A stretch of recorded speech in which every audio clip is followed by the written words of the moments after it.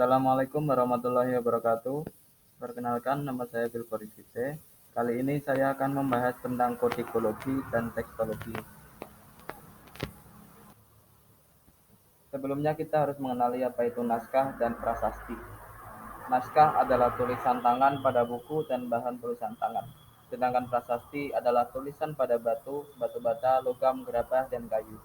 Naskah itu panjang, informasinya lengkap. Sementara prasasti itu pendek, ringkas, untuk pengumuman, penanda, ukiran nama, dan jabatan. Naskah adalah anonim, prasasti adalah nama dan tahun. Naskah banyak karena disalin, sementara prasasti hanya sedikit.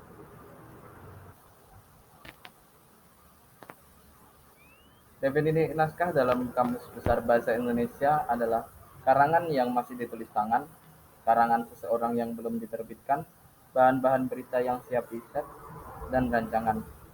Sementara naskah dalam filologi artinya dokumen yang ditulis atau di dalamnya terdapat hasil tulisan tangan, baik berbahan kertas atau kertas Eropa, daluang atau kertas lokal dari daun saeh, lontar atau kertas lokal dari lontar, bambu, kulit kayu, dan lainnya yang perlu diperbaiki atau dianalisa kembali.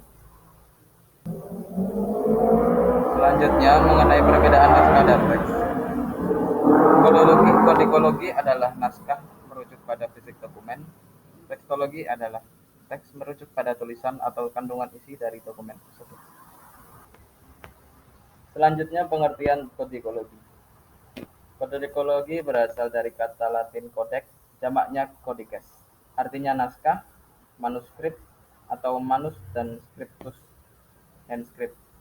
Menurut Robson, kodikologi adalah pelajaran naskah. Menurut Barit, kodikologi adalah golongan buku tulisan tangan pada teks kuno. Menurut Yudiavi, kodikologi adalah mempelajari bahan, umur, serta tempat dan perkiraan penulisan naskah. Selanjutnya, unsur-unsur kodikologi. Ada tempat penyimpanan naskah, alat naskah, cap kertas atau watermark, dan countermark. Umur dan daya tahan, penulisan, iluminasi, dan ilustrasi.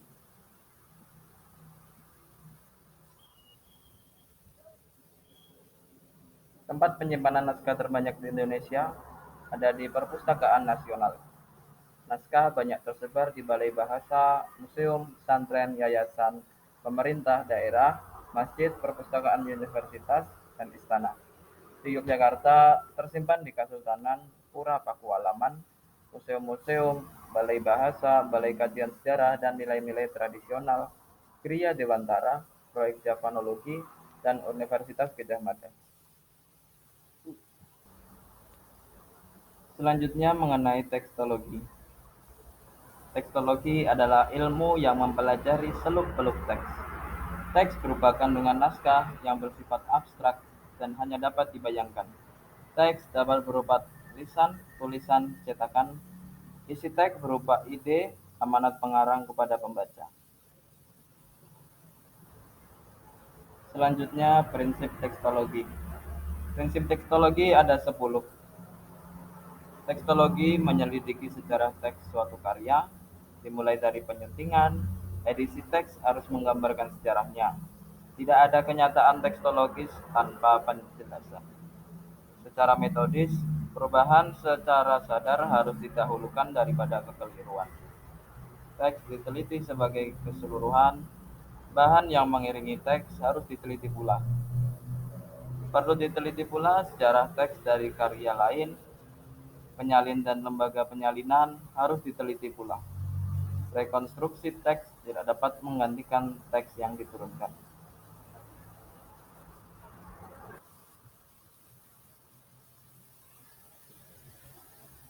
Kesalahan teks biasanya berupa tulisan tangan kurang jelas, penggeseran lafal, haplografi atau penghilangan huruf, dan short demim aumim.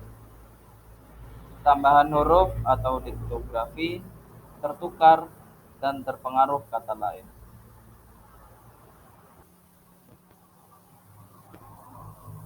Demikian sedikit materi mengenai kodikologi dan tekstologi.